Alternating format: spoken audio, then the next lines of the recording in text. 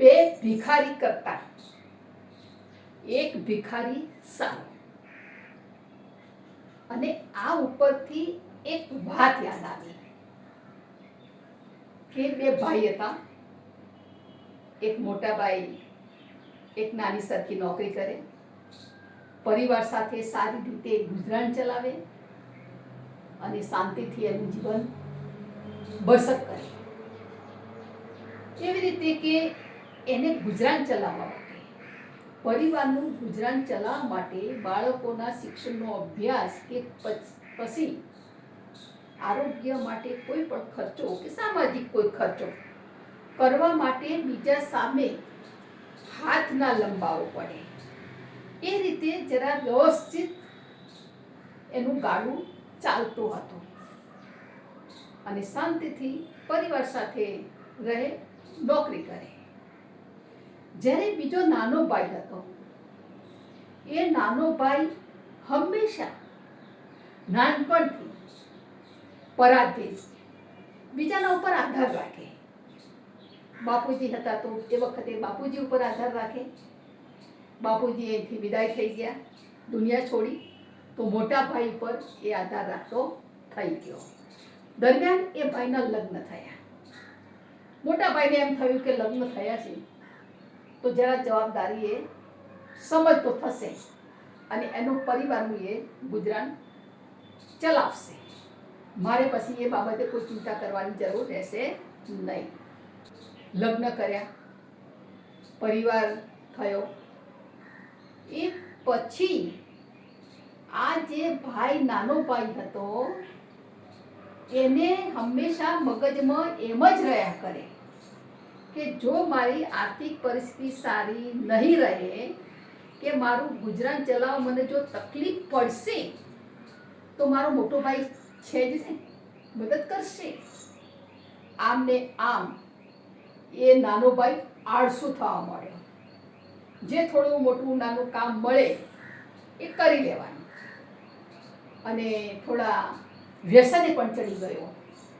દારૂનું વ્યસન, ગુટકા મસાલોનું વ્યસન. ક્યારેક થોડી વધારે મજૂરી કરી લે ને તો પછી ક્યાંક જુગાર રમવા માટે પણ એમના જેવા કોઈ મિત્રો સાથે બેસી જાય.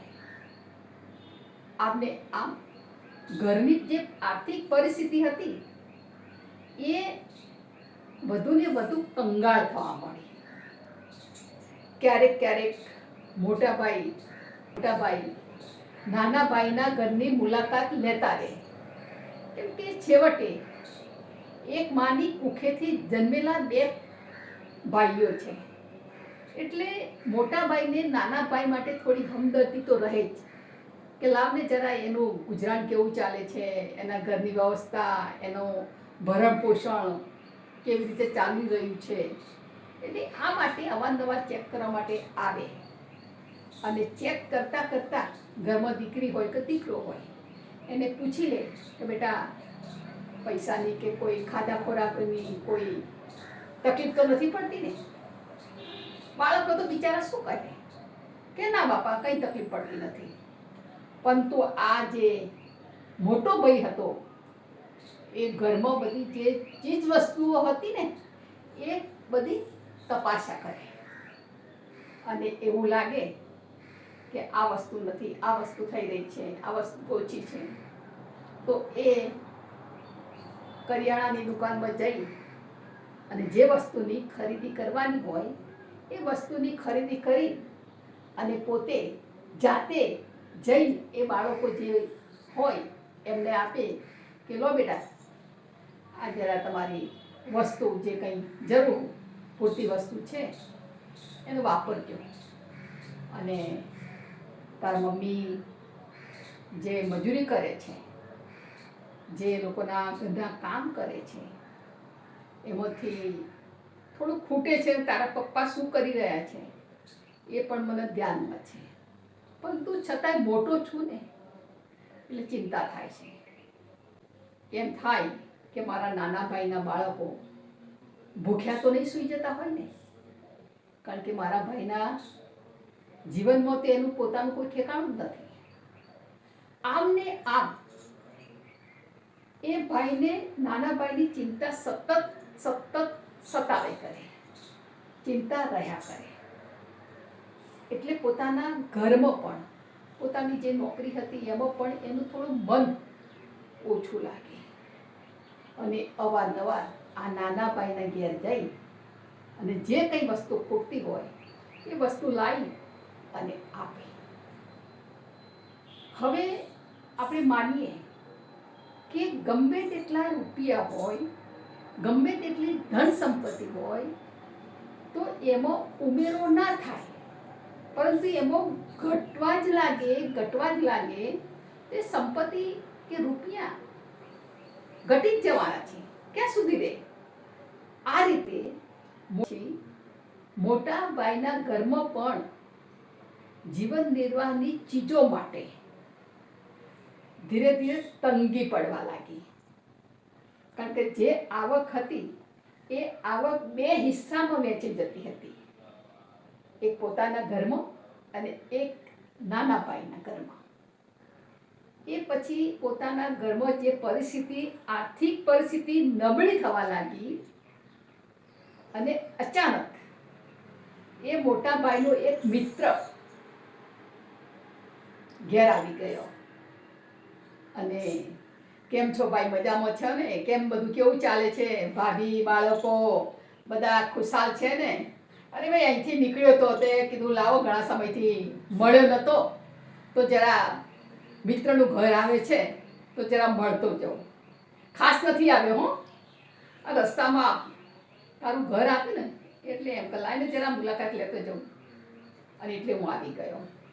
અરે પણ આ કેમ ભાઈ, આ તારી પરિસ્થિતિ એકદમ આવી થઈ ગઈ? અને આ પહેલાં જ્યારે હું આવતો ત્યારે તો સરસ મજાનું ઘર, સરસ મજાનું બધું વ્યવસ્થા, સાધન સામગ્રી, ઘરની જે રોનક હતી, ચમક હતી, કેમ ઓછી થઈ ગઈ છે? એટલે એ ભાઈ તો બોલ્યા નહીં કે સાલું ક્યાંથી શરૂઆત કરો, કારણ કે મેં જે કર્યું છે એ હવે આ મારા મિત્રને કેવી રીતે કહેવું. અને છતાંય પેલા એમના મિત્રએ કહ્યું, અરે બોલ, શું તકલીફ છે? મિત્રને તો કહેવાય, મિત્રને નહીં કહે તો કોને કહીશ? કોઈ મિત્ર તકલીફમાં હોય, કોઈ મિત્ર રસ્તો ભૂલ્યો હોય કે ચૂક્યો હોય તો એ સહી રસ્તો મિત્ર બતાવે. તું કે શું તકલીફ છે? તો આ ઘરની રોનક તારી જતી રહી છે, તારો જીવન નિર્વાહ પરિવારનો જે છે એમાં ઝાંખપ થઈ ગઈ છે. આ તારા બાળકોનું જે રોનક હતી, પહેલા જે ખુશાલ બાળકો હતા, એ ખુશાલ બાળકો જોવા ના મળે મને અત્યારે. શું તકલીફ છે? અને ભાભી પણ કંઈ બોલતા નથી, એ પણ મૌન છે. જ્યારે પહેલા આવું ત્યારે તો એકદમ એમનું હાસ્ય સરસ મજાનું હોય, અરે અરે આવો ભાઈ, શું લેશો, ચા, કોફી, ઠંડુ? આજે તો મને એ પણ જોવા ના મળી. શું વાત છે એ તો કે? ત્યારે મોટા ભાઈએ વાત કરી, અરે ભાઈ શું કહું, પિતા જ્યારે આ દુનિયામાં હતા ત્યારે આ નાના ભાઈનું જે ગાડું હતું એ ચાલતું. એમને ક્યાંક નાની મોટી મદદ કરતા હતા. પિતા તો રહ્યા નથી. પિતા ગણો કે મોટો ભાઈ ગણો, હું પોતે છું. અને એ ભાઈની તો તમને ખબર જ છે, વ્યસન કરે છે, ગુટકા મસાલા ખાય છે, કામ ધંધો કરતો નથી અને દારૂનું પણ સેવન કરે છે. થોડા પૈસા આવે તો ઘરમાં નહીં આપવાના, દારૂ પી લેવાનો, જુગાર નાનો રમી લેવાનો, પોતે મોજ શોખ કરી લેવાના, બાળકો કે પત્ની ઉપર ધ્યાન નહીં આપવાનું. હવે આવો સ્વભાવ એનો થઈ ગયો છે, આવી એની રહેણી કરણી થઈ ગઈ છે. શું કરવું? એટલે હું એના ઘેર જઉં છું તો એના ઘરમાં કશું હોતું નથી. રસોડામાં ચેક કરું છું તો બધું જ ખલાસ થઈ ગયેલું હોય છે. છેવટે તો નાના બાળકો ઘરમાં છે, એના પત્ની છે, ખાય તો શું ખાય? અને હું વાર તહેવાર હોય કે અવારનવાર હું એનું રસોડું, એનું કરિયાણું ભરી આપું છું. અને એટલા માટે આ મારા ઘરમાં જે રોનક હતી, આર્થિક પરિસ્થિતિ સારી હતી, એ પરિસ્થિતિ નબળી પડી છે. પેલા મિત્રએ વિચારીને કહ્યું કે દોસ્ત, આજે હું તને સાચી સલાહ આપીશ, સાચું કહીશ કે બે ભિખારી કરતા એક ભિખારી સારો. બે ભિખારી કરતા એક ભિખારી સારો. આજે તું તારા નાના ભાઈને આવી નાની મોટી મદદ કરી અને તું પણ આજે એની લાઈનમાં આવી ગયો, તું પણ ભિખારી થઈ ગયો, અને જેના કારણે એ તારો ભાઈ એવું માનવા લાગ્યો કે ભલે ને હું નહીં કમાઉં, મારા મોટા ભાઈ તો છે ને, મોટા ભાઈ મારા બાપ બરાબર છે, એ મારી મદદ કરશે, એ મને સહાય કરશે, એ મારું ગુજરાન ચલાવશે પરિવારનું. એવું એને થામી લીધું છે. અને વાર તહેવારે કે ગમે ત્યારે તું જઈને એના આ બધી વસ્તુ જે આપી આવે છે ને કરિયાણાની, એ એનું જ નુકસાન કરી રહ્યો છે. એના ઘરનું તું ખંડન કરી રહ્યો છું, સત્યાનાશ કરી રહ્યો છું.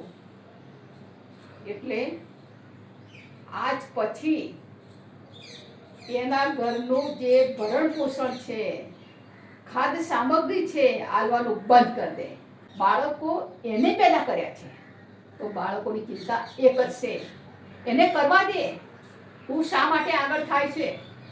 હા, એ પોતે કમાતો હોય, ગુજરાન ચાલતું હોય, ક્યાંક એવી મોટી બીમારી આવે કે કોઈ મુશ્કેલી આર્થિક રીતે આવી જાય, અને તું નાની મોટી મદદ કરે તો વસ્તુ બરાબર છે. પણ તું આ એક તું સતત આદત પાડી રહ્યો છે, સતત એને પાંગળો બનાવી રહ્યો છે, સતત એને કમજોર બનાવી રહ્યો છે. અને સાથે સાથે તું પણ એક ભિખારી બની ગયો. પહેલા એક ભિખારી હતો, હવે બે ભિખારી થઈ ગયા. એટલે હું તને સાચી હકીકત કહું, આજથી ભલે ભિખારી રહ્યો તો ભિખારી બનવાનું તું બંધ કરી દે.